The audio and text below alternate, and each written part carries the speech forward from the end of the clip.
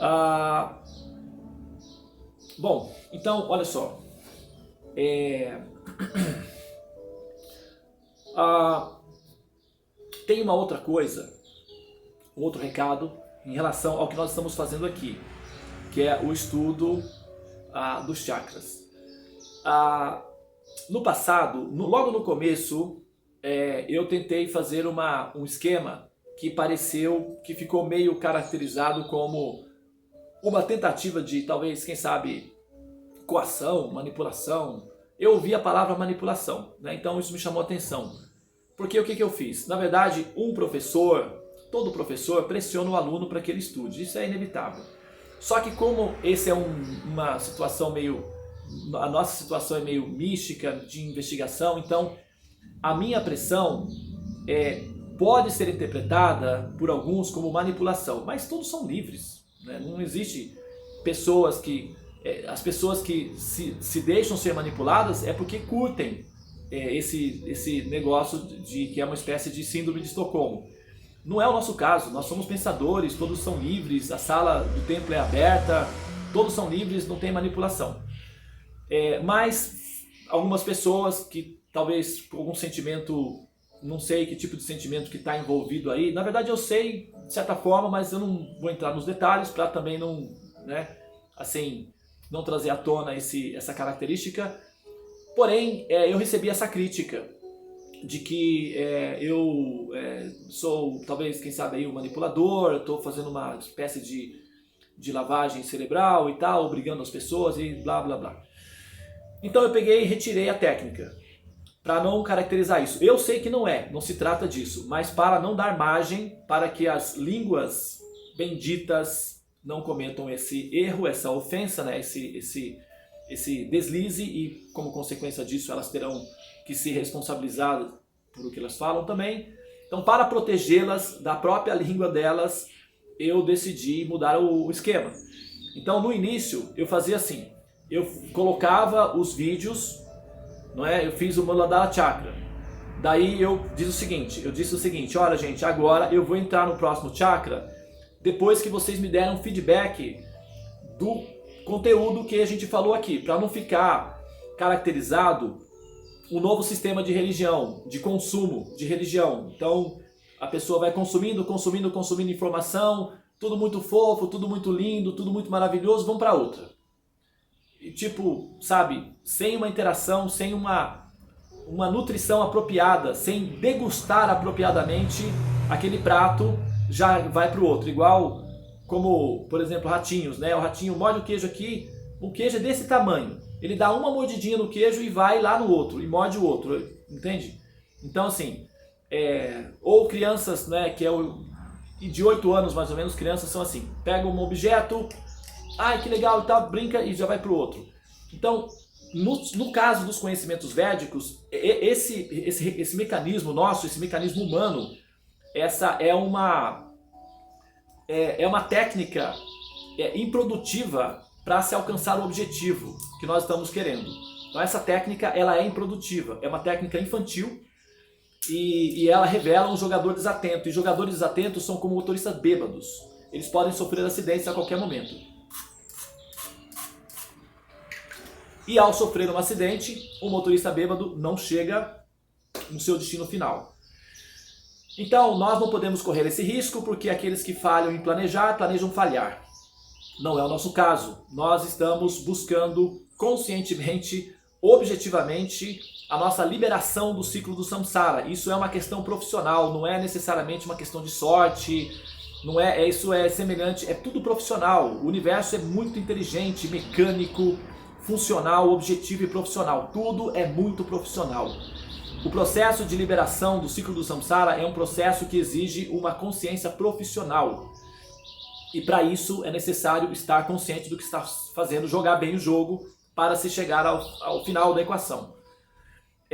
Então, esses conhecimentos eles são difíceis, não é que são fáceis, eles são difíceis, eu sei disso.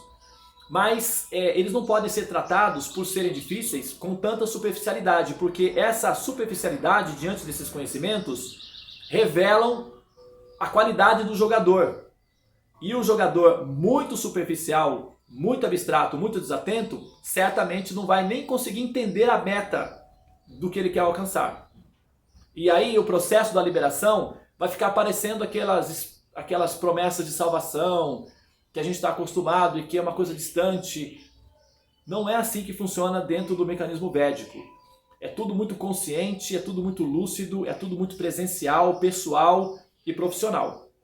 E nós temos exatamente esse objetivo, que é a autorrealização, o autoconhecimento e na hora em que nós formos sair do corpo, fazer a passagem, fazer com aquela sensação gostosa de quem está indo para a Disneylândia, quem está fazendo a viagem para a Índia, quem está indo passar férias nas Ilhas Maldivas, fazer com essa sensação gostosa de friozinho na barriga, de emoção.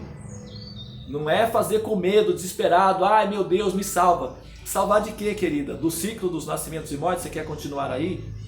Então, salvar significa venha para mim. E vir para mim não pode ser tão desesperador assim do jeito que você está mostrando, senão fica parecendo que eu sou o quê? Então, o nosso desespero, nosso desespero, nosso medo terrível desse momento indica como nós vemos Deus. Indica que nós vemos Ele como apavorante, aterrorizante, assustador. Não é que a gente quer morrer, não é isso.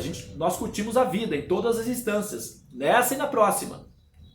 Mas o que acontece? Esse medo de morrer, esse desespero, essa ansiedade, essa síndrome de pânico generalizada, só demonstra a ignorância de Deus, a ignorância das pessoas sobre Deus.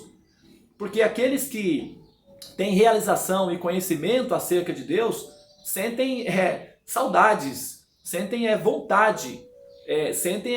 É como, por exemplo, é como alguém que... Ah, tá, vamos para a Índia, agora está sendo criado um grupo para a Índia. Não é? Nossa, a gente vai para a Índia, o Devananda vai ser o guia, a Govinda Lila está organizando, nós vamos para tal lugar. Como é que vai ser a experiência de ir para a Índia, ir nos templos, nos rios sagrados, ver aquelas cerimônias religiosas, ver os sábios, ir nas cidades sagradas, comer as comidas indianas e os paragandangues da Índia. Nossa, como é que vai ser? Então começa a criar uma expectativa de felicidade. Quando chega o momento de pegar o passaporte e ir pegar o avião, aquele friozinho na barriga, aquela coisa, aquela emoção gostosa de se encontrar com os amigos, viajar juntos, se divertir, curtir, aprender, evoluir, é uma sensação maravilhosa. É a primeira vez que vai para a Índia, imagina, que êxtase. Então, na hora de pegar o avião, a pessoa não pode entrar em desespero, não, porque meus filhos vão ficar, o meu trabalho, não posso. Não tem como ser assim, porque aí é estranho, entendeu? A pessoa se preparou a vida toda, não, a vida toda não, o ano inteiro, né? Porque a Índia é ali, não precisa. Tudo bem, às vezes a pessoa se prepara a vida toda para ir, né? Às vezes vai uma vez só. Então, mas nesse caso a pessoa se prepara durante um tempo e na hora de embarcar para ir, entra em pânico, desespero, não, porque eu tenho que ir lá dar comida pro meu gato. Como assim? É tudo estranho isso, então não é assim. Normalmente não é assim que funciona, a pessoa fica feliz, abraça os amigos e tal, e onde é que é o check-in, e a mala, deu tudo certo, nossa, a menina correria para chegar até aqui, mas chegou, oba, não chegou e tal. Aquela coisa, e toma um cafezinho, e já pega, checa ali o bilhete, tá tudo certo, aquela emoção, mas já dá os últimos, se despede dos amigos, aquele momento delicioso de aeroporto é simplesmente teatral, é maravilhoso. Ir para a Índia pela primeira vez é simplesmente mágico. Então, e é essa emoção que se sente de um êxtase, de uma satisfação, como descer num tobogã que dá aquele friozinho na barriga. Então, o nosso processo de autorrealização, de purificação, deverá nos levar ao ponto de, no momento em que nós fecharmos os olhos e pensarmos na nossa saída, dar essa sensação de friozinho na barriga. Faz parte do curso. Aqueles que não conseguirem sentir isso é porque ainda têm ideias preconceituosas, aterrorizantes e falsas a respeito de Deus. Está cheio de contaminação na cabeça. Tem que sair essas contaminações. Porque o reino de Deus é feliz, é alegre, é vida, é plenitude. Então por que o desespero de ir para lá? Ah não, Devananda, o desespero não é de ir para o reino de Deus. O desespero é de ir para os tribunais do júri. Esse que é o medo. Então, pessoal, vamos fazer o seguinte, vamos fazer o dever de casa para não ter negócio de tribunal, entendeu? Vamos pular essa parte de tribunal aí, porque deixa essa burocracia pro pessoal da burocracia. Vamos pegar outra fila, a fila que vai direto, a fila que é a porta de entrada dos VIPs. Vamos entrar ali pelos VIPs, deixa o pessoal ir na direção deles, cada um vai pro seu caminho.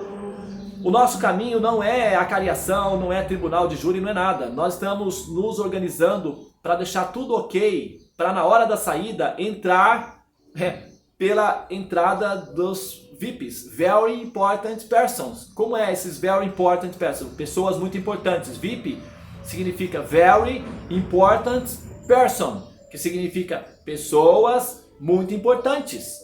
Então, quem são essas pessoas muito importantes para Deus? Aqueles que são queridos dele, são os amigos, aqueles que ele ama, aqueles que ele está esperando. Meu querido amigo, a minha querida amiguinha, a minha filhinha querida está chegando. Vamos, imagina quando você e a sua filha viaja, por exemplo, o seu filho viaja, ele está voltando, você vai receber ele. Aí você vai pegar ele no aeroporto, traz para casa, tem um almoço, os amigos estão lá esperando, é uma confraternização. É assim também, quando nós estamos voltando ao lar, voltando ao Supremo, e a relação de amor já está estabelecida, então existe uma confraternização, existe uma espera, existe uma alegria no ar, entendeu? Então nós estamos encaminhando para isso. Então nós não vamos entrar em acariação, passar por burocracia de justificativa, nada disso. Nós vamos entrar pelas pessoas, na ala das pessoas Very Important Persons, que significa pessoas muito queridas para Deus. E quem são? Aqueles que o amam.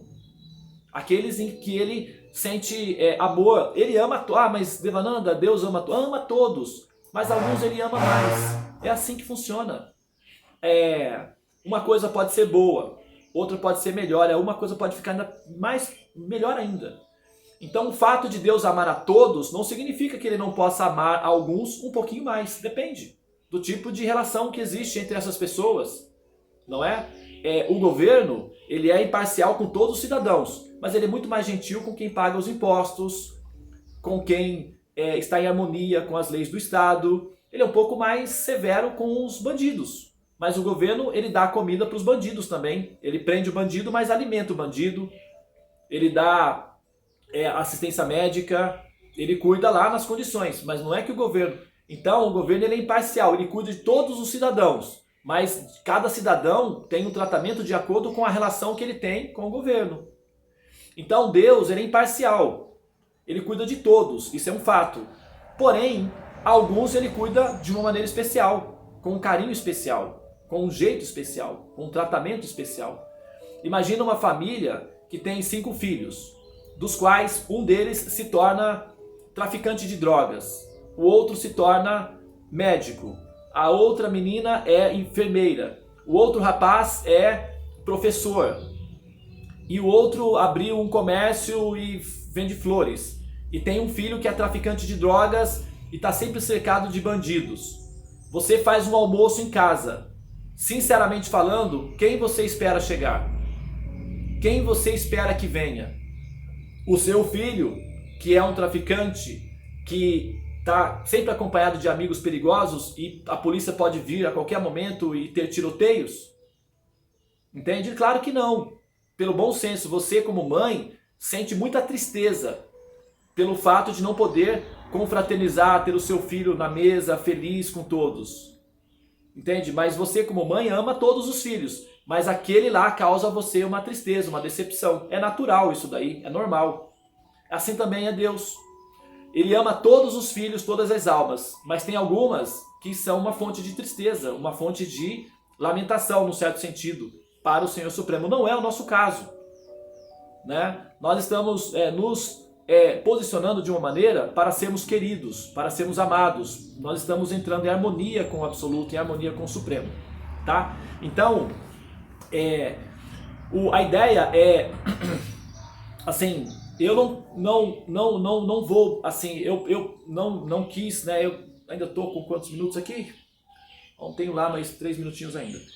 Eu não quis justamente pressioná-los para que o conhecimento fosse voltado, para ter um feedback, Daí eu pensei assim, então deixa eu descarregar todo o conhecimento, vai ficar registrado em vídeos, depois quem quiser vai atrás e rastreia e estuda e tal e acompanha.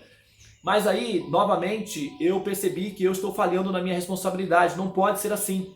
Eu não posso pensar dessa maneira, porque senão muitos que são sinceros, que são inocentes e que basta uma assopradinha vai despertar. Então eu não posso simplesmente, por causa dos maliciosos e preguiçosos, sacrificar os inocentes e honestos e sinceros.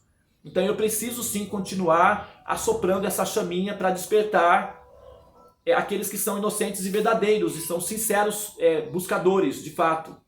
Só que eu preciso também ter uma certa ideia de quem está de fato interagindo com esses conhecimentos de maneira mais produtiva, porque aí eu posso dar um pouco mais de atenção a essa pessoa, porque ela tem o direito à minha atenção, já que ela está buscando entender as coisas que nós estamos compartilhando. Então o que eu resolvi fazer? Assim que terminar uma série, né, eu já tenho várias séries prontas, tá? Uma vez a cada 15 dias, tá? Eu vou criar uma lista, a Tulasi vai me ajudar, eu vou criar uma lista de transmissão, ok? E na verdade, primeiro, eu não vou ser invasivo, tá, pessoal? Eu vou mandar uma mensagem individual para cada uma das pessoas do grupo, perguntando se ela concorda e gostaria de entrar na minha lista de transmissão para receber os pacotes de vídeos, porém que esses vídeos, a minha expectativa é que eles sejam assistidos e que haja um retornozinho, um feedback que seja de 2 linhas, de 5 linhas, de 10 linhas, explicando o conteúdo do que está sendo falado ali, tá? Não tem problema, as pessoas que não conseguirem acompanhar isso, que precisam de mais tempo para processar e tudo, não tem problema. Não vai ser perseguido, não vai ter ostracismo, não vai ter nada disso. Porém, necessariamente, a minha atenção pessoal terá que ser canalizada para aquelas pessoas que aceleram um pouquinho, que otimizam o tempo. E o meu critério de avaliação não vai ser o quão profundo a pessoa responde. Vai ser se a pessoa responde. Apenas isso, nada mais. Então assim, se a pessoa não me dá um retorno, significa que ela não chegou no nível de dar atenção àquilo. Isso também vai me permitir selecionar um pouco para quem eu vou canalizar a minha atenção. Porque daqui para frente, a tendência é que eu precise, né, assim, me compartilhar com outras pessoas e eu preciso saber realmente onde eu tenho que colocar mais a minha energia, mais a minha atenção. E eu vou poder dar a minha atenção àqueles que dão atenção a mim. É normal isso daí. Não é? Até porque um professor na sala de aula, ele dá atenção a todos os alunos, indiscriminadamente porque ele é um profissional.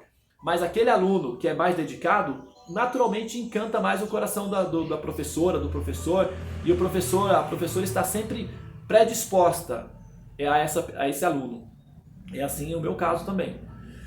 Então, eu vou fazer isso, tá? Eu vou então pegar os pacotes de vídeos que já estão prontos e vou mandar nessa lista de transmissão com uma notazinha. Por favor, assista aos vídeos e deixe uma pequena explicação. Pode ser feito em vídeo, pode ser feito em áudio, pode ser feito por escrito. E me retorne, por favor, apenas para que eu possa compreender o quanto você está compreendendo. Porque eu estou falando e a minha esperança é de que todos estão compreendendo. Mas eu, com esse recurso, eu vou poder também entender mais ou menos o nível, como é que está o nível do grupo, para eu poder ver onde é que eu tenho que pontuar, onde é que eu tenho que realçar. Então essa estatística vai também me permitir me melhorar no meu serviço voluntário. Entende? O que eu estou fazendo é um serviço voluntário. Eu estou como voluntário. É um serviço voluntário. E eu quero mais uma vez deixar aqui registrado, inclusive está gravando aqui, isso vai servir para o futuro também, que embora a gente tenha, aos poucos nós estejamos formalizando o nosso grupo de estudos, vamos criar a fundação, vamos criar um sistema de graduação para os estudantes, para estimular os estudantes a aproveitarem melhor e pegarem conhecimentos mais complexos, mas eu quero que vocês saibam que o meu objetivo, a minha intenção, não é de forma alguma ser adorado como mestre. Naturalmente o amor e a compreensão já vai estar embutida. Como vocês estão aprendendo comigo, naturalmente no coração já vai estar esse processo de que eu sou um orientador. Mas o meu desejo interno não é esse êxtase autólatra de ser adorado como mestre, porque isso daí não ajuda em nada na equação final. Não é esse sentimento de ser adorado como mestre entre as pessoas que são inocentes, não produz o êxtase na hora de pensar na saída. Não produz. Na verdade, bloqueia esse êxtase. Porque a pessoa está buscando esse êxtase entre as pessoas que às vezes nem sabem o que estão pensando, falando ou fazendo.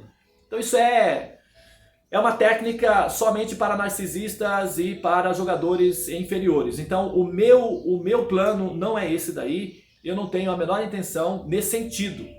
Porém, isso faz parte da minha responsabilidade. Assumir a posição de mestre, puxar a orelha, exigir um pouco, pressionar um pouco para que o conhecimento seja assimilado é a minha responsabilidade. Então, tecnicamente, a minha responsabilidade é de um mestre. Internamente, eu quero apenas estar acompanhado de pessoas interessadas em amor a Deus.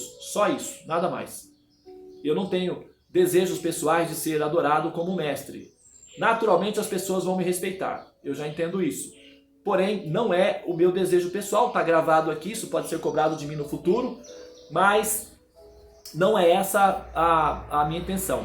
O que eu desejo, sinceramente falando, é estar cercado de pessoas que tenham que inclusive possam me melhorar também, possam me ensinar também, possam me contribuir comigo para a minha própria evolução. Pessoas despertas, felizes, saudáveis, inteligentes, alegres, proativas, positivas, também mestres. Então o objetivo não é fazer discípulos, e sim mestres, ou seja, amigos que possam interagir na mesma plataforma de conhecimento e que sejam sinceros, né? Que não gostem sinceramente desse processo.